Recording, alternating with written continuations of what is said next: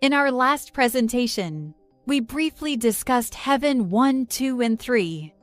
We stated that the firmament tied to this earth is what God named heaven, and this does not in any way or form refer to the heaven where God dwells. What else can we say about day 2 of creation? We only looked at interpretation, and we did not get to discuss application.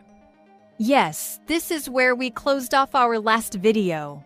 So this is where we plan to pick up in this video. The lesson presented of separation on day 2 of creation was also briefly mentioned on day 1. I think this lesson must really be important to God. Consequently, He made it a standalone lesson on day 2. I agree with you. This lesson must really be important if it is not only repeated in 2 consecutive days, but also made to stand alone. Why do you think the lesson is repeated? The lesson of separation is so deep important it is repeated on day 2. No doubt God separated the light from the dark on day 1. But He does another separation lesson on day 2. Read Genesis 1:6-8 again and tell me if you see it. Genesis 1:6-8. And God said, "Let there be a firmament in the midst of the waters, and let it divide the waters from the waters." 7. And God made the firmament, and divided the waters which were under the firmament from the waters which were above the firmament. And it was so. 8. And God called the firmament heaven. And the evening and the morning were the second day. Are you talking about the division of the waters? Yes. But what is so significant about the dividing of waters? Good question. This only becomes important when we start to make application for the symbol of water. If this were to be treated as a prophecy, what would water mean? I know there is a Bible verse that says that water in prophecy means people. But where is this found? The Bible verse you are referring to is Revelation 17:15. For the sake of our viewers, please read it. Then the angel said to me, "The waters you saw, where the prostitute sits, are peoples, multitudes, nations, and languages." Here, the Bible makes it clear that water represents people. However, in some parts of the Bible, they are called armies. For example, Isaiah 8:7. Now therefore, behold, the Lord bringeth up upon them the waters of the river, strong and many, even the king of Assyria, and all his glory. And he shall come up over all his channels, and go over all his banks. I have a question. If Adam and Eve were not yet made, then which peoples, nations, and multitudes, armies, were being referenced here? Very good question. The peoples, nations, and multitudes being referenced here would no doubt represent other beings. That is to say, since man was not yet created.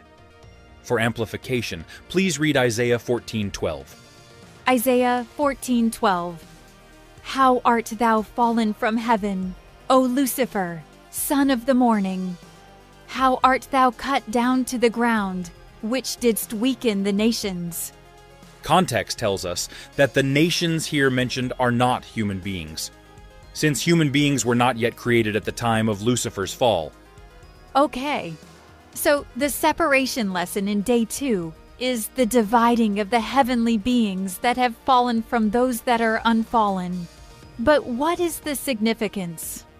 Yes, this hints at the separation that God made when He separated the sinful heavenly beings from the ones that did not sin. However, I think it more powerfully applies to the separation which was needed for the creation of man. After the war in heaven, man was going to be created, which would be different from all the other created beings then present in heaven. In other words, he was going to be separate, distinct, set apart from any other created being. We will look in more detail at this in day 3. But again, the lesson on separation is so important, God leaves it as the major thing that is pointed to on day 2. Now here comes the question, why couldn't God leave them together or join man as a part of the heavenly host? I think I have the answer for this one. God is a holy God, and He wants the holy things kept together. That is exactly right. But why not keep Adam in heaven with all the others? I think I can make the case for separation a little clearer by making this analogy.